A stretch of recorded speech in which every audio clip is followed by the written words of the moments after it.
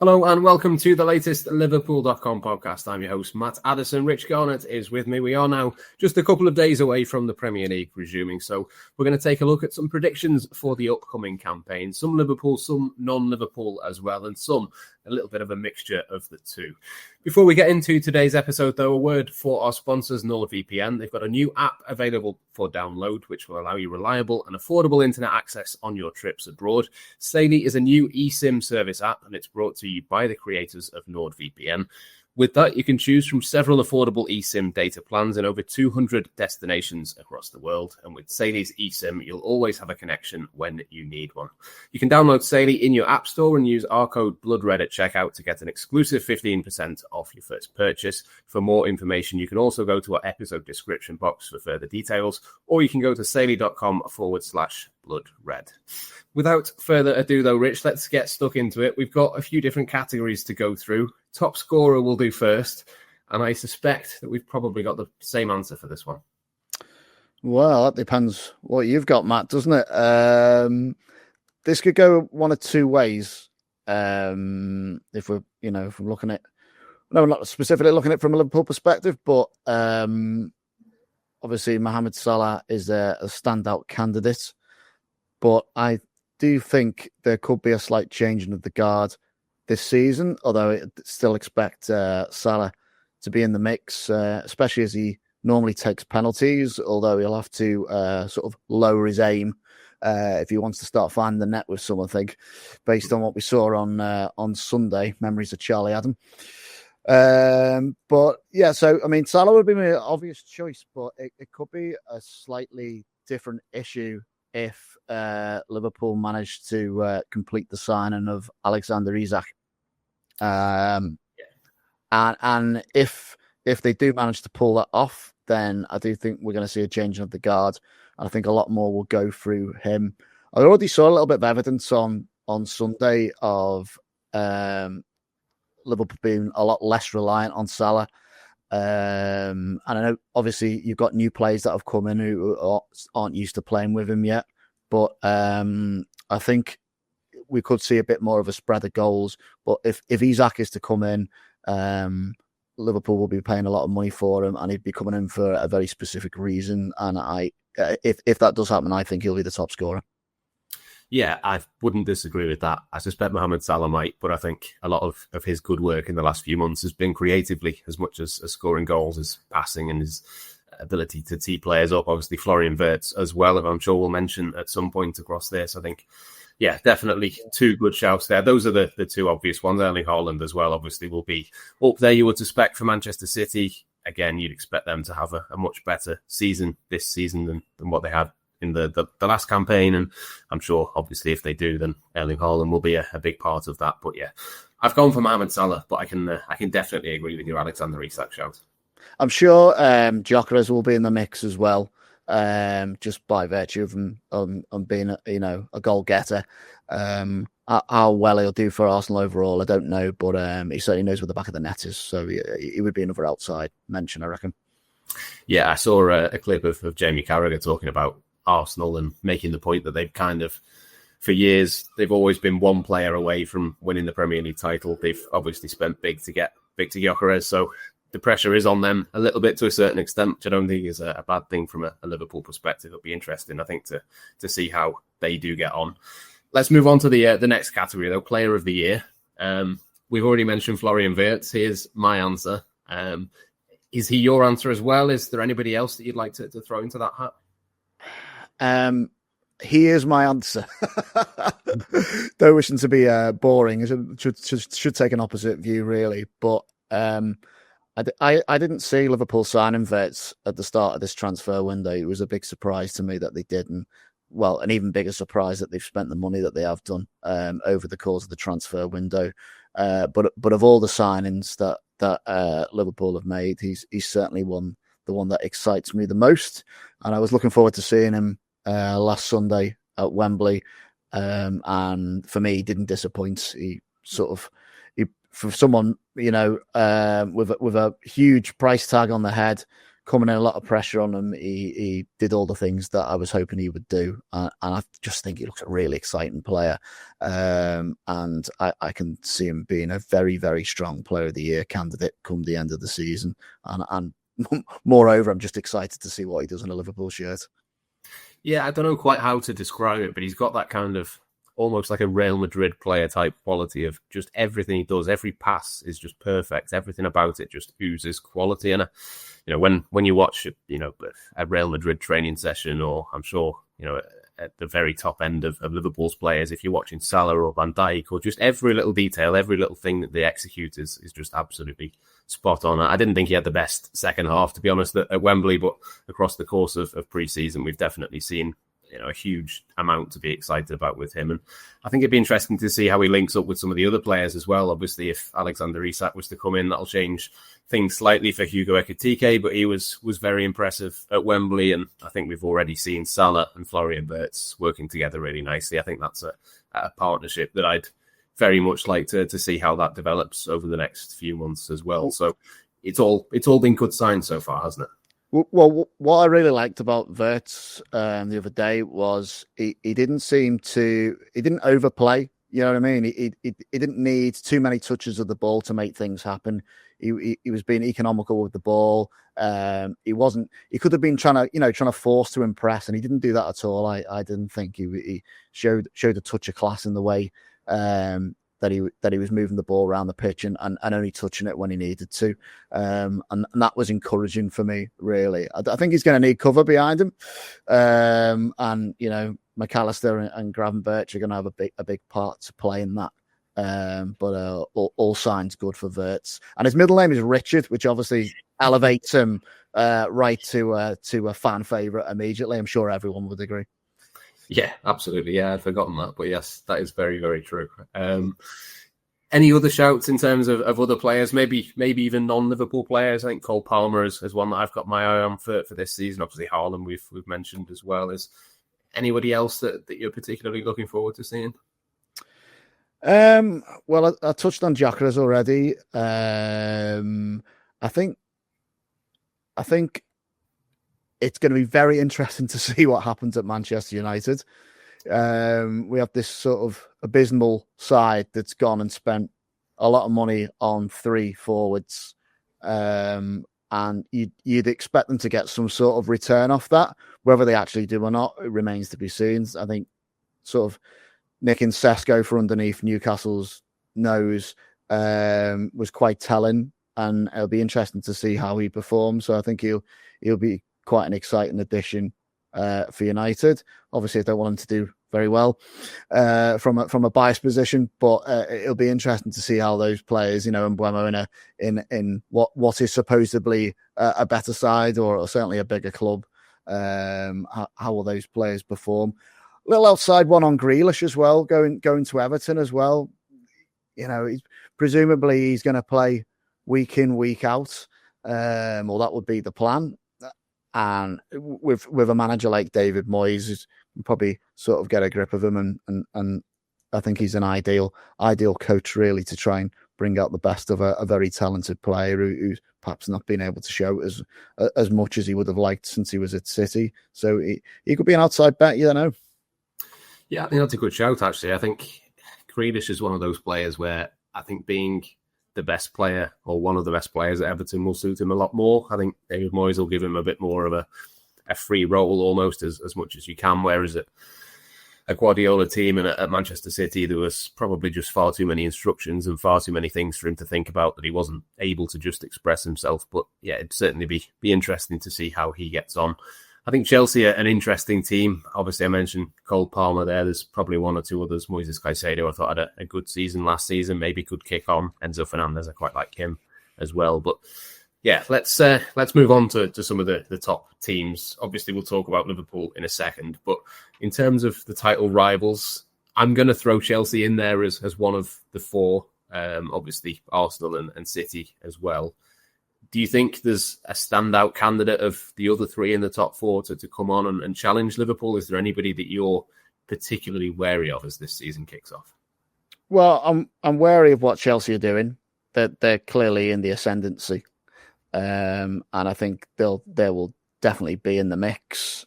Arsenal is going to be interesting. Will the addition of a striker solve the problems? Is it going to be as straightforward as that?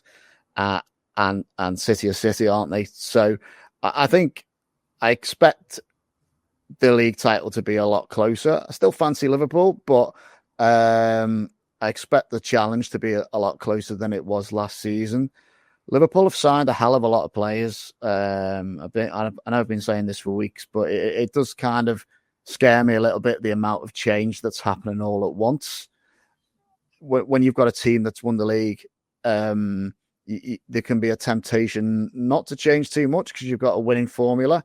At the same time, they've tried to strengthen from a position of strength, which I think is a good idea. And obviously, they've brought in some really top quality players. But they need time to bed in and get used to playing in Liverpool style and with the players that are already there and have been there and done it. So it's a case of how quickly those new players can adapt to Slot style. Obviously, he's done this type of thing before at Feyenoord, so we'll have to wait and see. But yeah, Chelsea, and I would say Chelsea and City will probably be the main sort of contenders to Liverpool's throne, and I think it'll be pretty close. That's interesting because I would say Arsenal. I think I know I've mentioned Chelsea as being a team to watch out for, but I think Arsenal may be the one for me that would be closest, just in terms of, I think the key difference between them and then City and Chelsea is that they didn't play in the Club World Cup in the summer. And I just have this feeling that at some point, whether that's at the start, whether it's at Christmas when the fixtures start to pile up, whether it's the last few months of the season, I just feel like Chelsea in particular, because they went all the way in that competition, I just feel like that at some point that's got to come back and issue some sort of problem for them. Obviously, Chelsea have got more than enough players to be able to cope and rotate, and maybe that could play into it. But yeah, for me, I do wonder what the impact of that might be. It might be the complete reverse. It might be that they're much more prepared for the start of the season. They build up a lead to start with, and that momentum can carry them through. But I do just wonder if Liverpool and Arsenal, by not being in that competition, possibly might have given them to a little bit of an advantage as well. But in terms of City, I mean, it's interesting, isn't it? Because we've got so used to Liverpool and City going head to head. Obviously, Arsenal have joined that party in the last few seasons, but City was so bad last season. Have you been impressed by what they've done in the transfer market? Not just obviously in the summer, but in January as well, because they've quietly spent a lot of money with Marmoush and Reinders and Cherky and a couple of others coming in. But for me, I'm just not quite sure that that's going to be enough to bridge that gap to Liverpool. Well, they've got a good manager. If they need someone to get a tune out of them, and his record will speak for itself. But they did spend a lot in January. They made pretty good additions. Mamouche is obviously an exciting player, and if he gets a good rhythm going with Haaland, then anything's possible from that perspective, isn't it? I think they finished the season a lot better than they were in the first part of it, I think, City. So I still think they know how to get it done. So and they've got the players to do it. So the period of dominance is probably over, which is good news for everyone else. But I don't think they've gone away completely. And by that same token, just with Arsenal, I just wonder if they've missed the boat slightly. That's my only point. I think you make a good point about the Club World Cup. Do think that will be a factor. Chelsea probably got a bit more wind in the sails, haven't they, after actually winning it? But yeah, I think you discount City at your peril.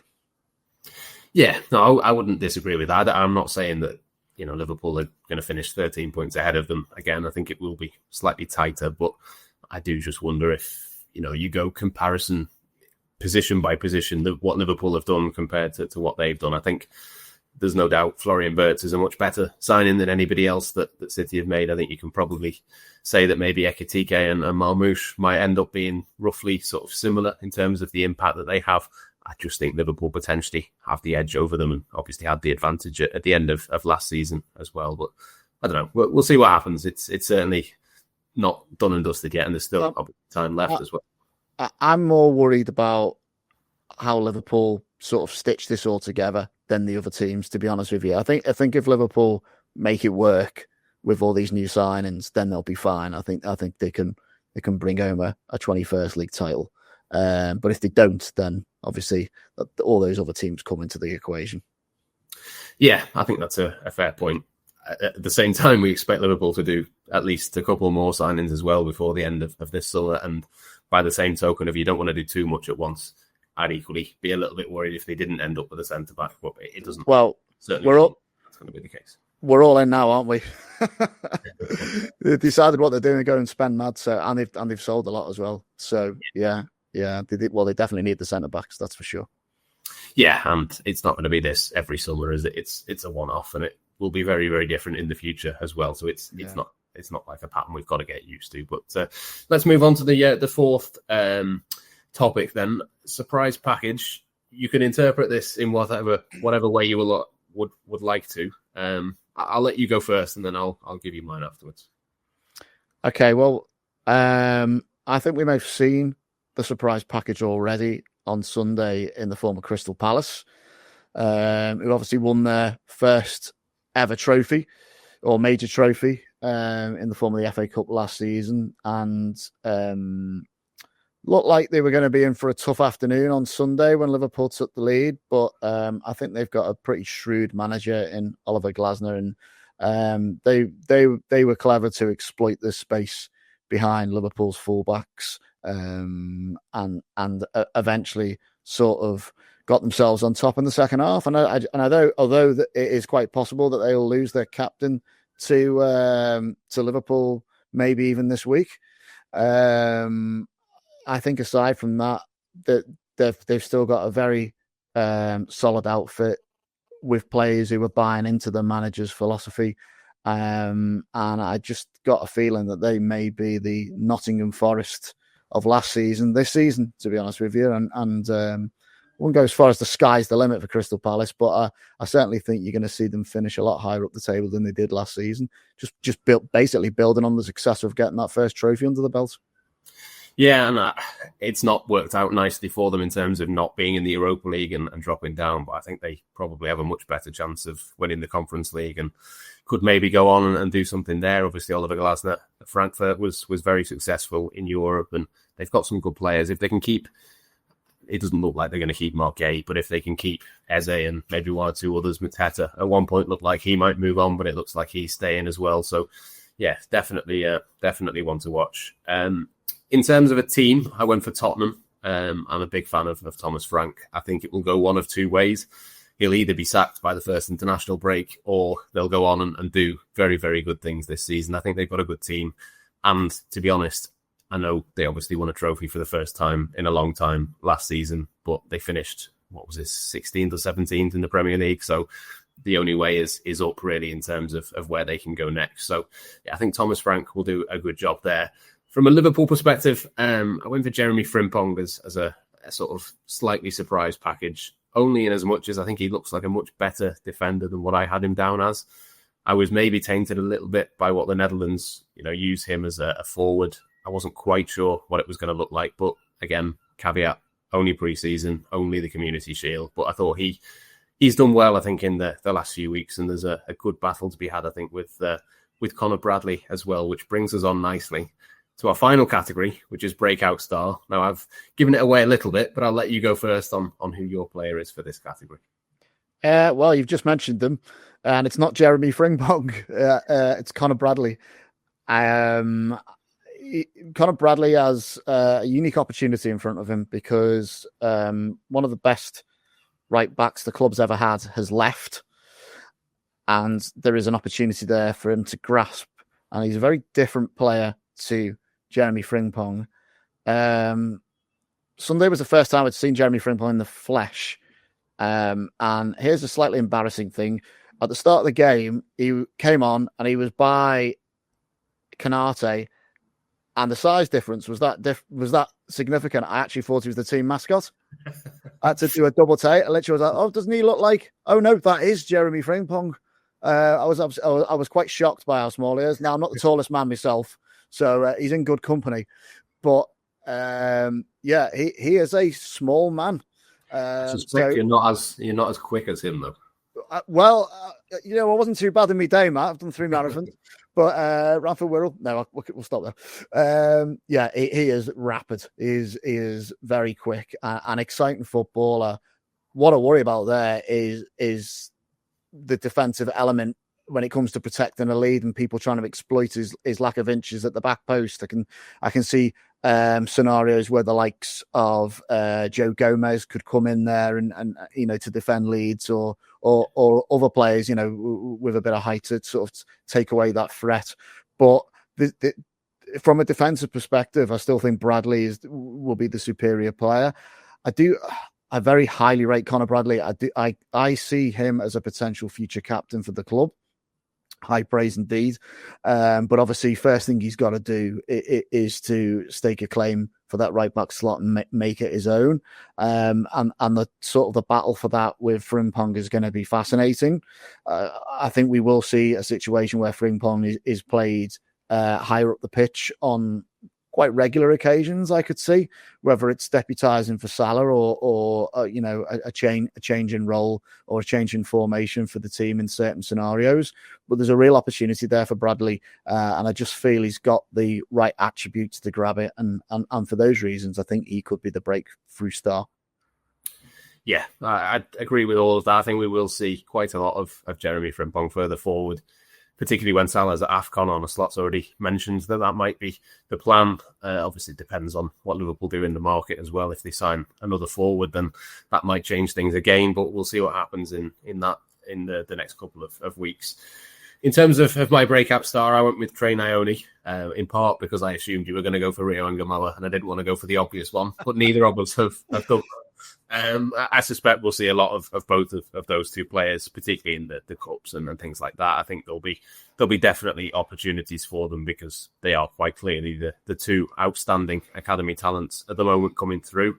From a non-Liverpool perspective, I went for Archie Gray. Big fan of him. I thought he had a very good season for Spurs in a bad team. He was a standout player, so definitely one to keep an eye on. But Nyoni and Ngamoa, how excited are you about those two for this season? I'm excited to see them play, and I'm just wondering when it will be that they get the opportunities to do it. As you say, probably more likely in cup competitions and the early rounds and that. These are young players, particularly Rio, who's not even 17 yet. So you've got to be very careful, haven't you? He's absolutely precocious talent. There's no doubt about that. It was really exciting in the pre-season friendlies. The Premier League's a different ball game. So it's going to be tough for him. One thing I would say about the young players as well, I feel like in the current football landscape, you really need to impress from as early age as possible. Now we want to protect these players, but at the same time, there's a lot of pressure on them because if you don't break into the first team, there's a chance you get sold for in this world of PSR. And a sale of a homegrown player is 100% profit, and we've seen it with a number of other players who we thought were going to break through and almost did, but have ended up getting sold or could be sold. In the case of a few knocking around the team at the moment, so there is, unfortunately, it's not something I like, by the way, but there is pressure on the youngsters to deliver to a very high level as well. So still early days for them, obviously, because of their age, but best of luck to them. And I'm really looking forward to seeing both of them in action because they're very exciting players.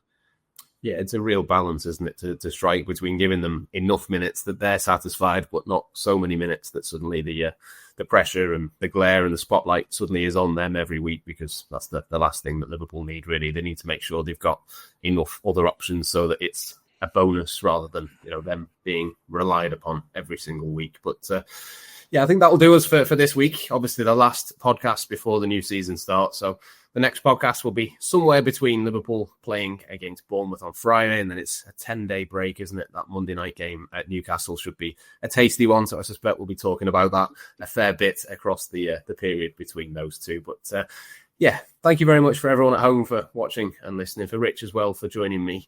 If you want to put your suggestions for top scorer, player of the year, title winner, surprise package and breakout star in the comments, we will have a read of those across the next few days as well. But for this week, thanks very much again for listening, and we'll catch you again next week on the Liverpool.com podcast.